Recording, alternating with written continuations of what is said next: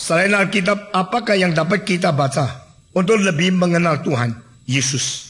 Apakah kita dapat mempercayainya? Kitab suci adalah satu-satunya sumber untuk mendatangkan iman yang sejati. Kitab suci adalah satu-satunya buku lengkap Tuhan mewahyukan kepada manusia melalui para nabi di Perjanjian Lama dan para rasul di Perjanjian Baru.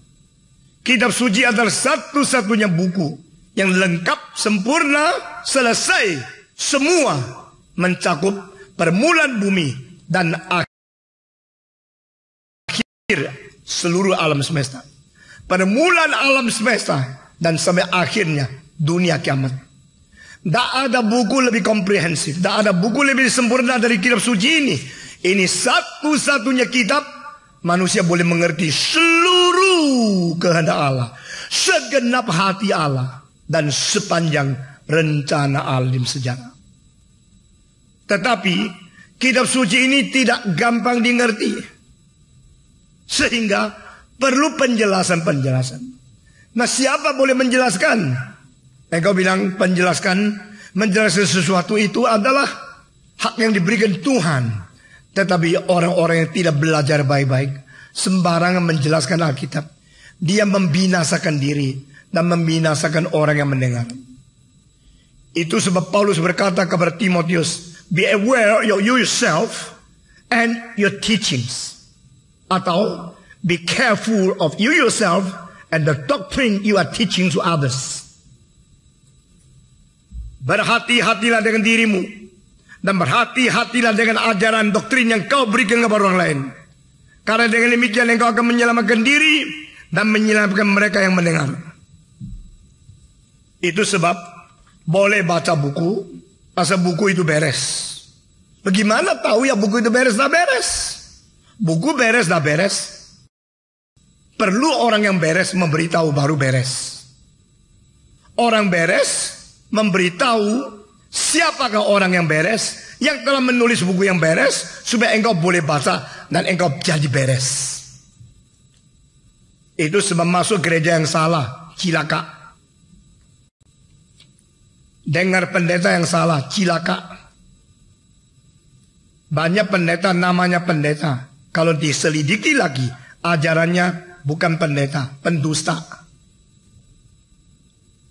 Coba dengar kalimat di bawah ini, lalu kasih tahu saya betul tidak. Berilah 100 rupiah kepada Tuhan, nanti Tuhan akan kasih 900. Betul tak? Tuhan bilang berilah perpuluhan kepada Tuhan. Tuhan tidak bilang beli 10% untuk menjadi umpan nanti dapat 90% kembali. Tidak ada ajaran itu. Saya tidak peduli engkau masuk gereja berapa besar, anggota berapa banyak. Kalau engkau mendengar khotbah-khotbah yang tidak beres, engkau akan dibesarkan dari remaja menjadi pemuda, di pemuda menjadi dewasa yang tidak beres imannya. Adakah di Alkitab mengajar kalau orang dipenuhi Roh Kudus jatuh ke belakang? Ada nggak? Tidak ada itu. Seluruh kitab suci tidak ada. Lalu ada orang ditiup, terus jatuh ke belakang. Itu apa? Saya tidak tahu itu apa. Itu tidak ada di Alkitab. Itu bukan ajaran Tuhan. Itu ajaran yang copy atau meniru Tuhan, yang memalsukan pekerjaan Tuhan dan menipu orang. Yang kerjakan tidak tahu dia sedang menipu karena dia sendiri ditipu. Tidak peduli dia orang luar negeri, dia orang hebat, dia doktor, dia siapa. Kalau tidak sesuai dengan Alkitab, tolak. Kamu masih muda, kalau tidak mengerti menolak yang tidak beres, kamu sendiri akan menjadi tidak beres. Salah seorang pendeta 25 tahun yang lalu berkhotbah di Jakarta. Dengar. Yesus bisa mati, tetapi Kristus tidak bisa mati. Itu semua orang mematikan Yesus, tapi akhirnya Kristus bangkit. Betul tidak? Sama sekali salah. Kalau dia bilang Yesus bisa mati, Kristus tidak bisa mati, dia sudah membedakan Kristus dari Yesus.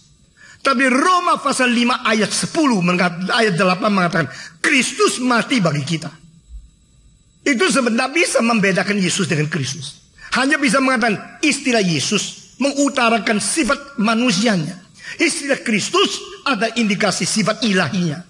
Tetapi Yesus dan Kristus itu satu pribadi. Yesus dan Kristus adalah anak Allah yang jati manusia. Itu sama mereka mematikan Yesus, tapi Kristus yang bangkit.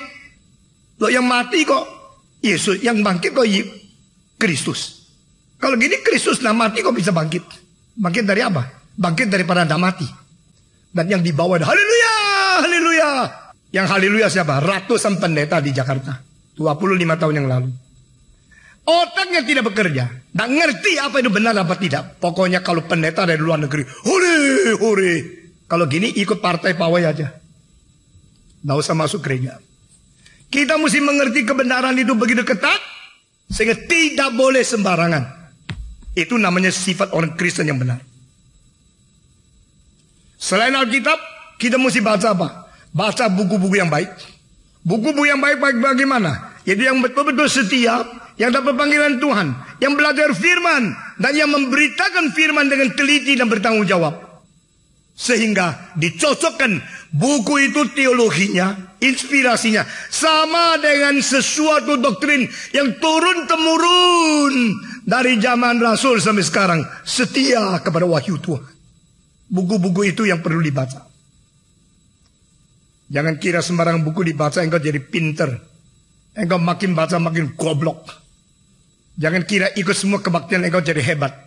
Makin banyak ikut makin kacau. Saudara-saudara, setelah hari ini cuma satu kali ya. Setelah kali ini saya bikin kamu menjadi otak yang cerdas. Otak yang bisa membedakan. Menjadi pemuda-pemudi yang tidak lagi sembarangan dikoyak-koyak, dihancurkan, atau dialihkan kemana saja. Jangan mau diombak-ambikan oleh ombak-ombak. Jangan mau di kanan kirikan oleh mereka yang tidak mempunyai arah. Ada dua macam, satu macam sembarang buku baca. Ada satu macam semua buku tidak baca. Dua-dua salah. Di Jawa Timur ada satu sekolah teologi ya. Seorang profesor dari seorang dosen, tidak usah bilang profesor, dia belum profesor. Seorang ngajar dosen yang dari Jerman. Satu hari mendapatkan gerakan Roh Kudus. Tuhan bilang, kita sama sekali tidak perlu buku. Hanya perlu kitab suci saja. Maka dia bawa keluar 7.000 buku dari perpustakaan. Semua mahasiswa disuruh bakar buku. Betul tak? Setelah dibakar buku habis, lalu dia sekarang khotbahnya sama baca kitab suci. Kitab suci, lalu khotbah. Kitab suci, lalu khotbah. Akhirnya pelan-pelan orang bilang, waduh khotbahmu bagus loh. Lebih baik jangan begitu aja lewat sayang dong. Direkam. Sudah rekam dijadikan buku. Nggak ngerti? Ya, yang memang betul-betul khotbah saya bagus. Terus dia bikin buku. Bakar buku orang lain, bikin buku sendiri. Mungkin tak Tuhan pakai engkau. Sehingga apa yang kau khotbahkan benar harus dijadikan buku. Mungkin. Kalau mungkin berarti Tuhan juga mungkin pakai orang lain sebelum engkau untuk menulis buku. Betul tidak? Itu fair. Setiap zaman yang dipimpin oleh Tuhan, yang benar dijadikan buku, kita menghargai. Jadi jangan sembarangan.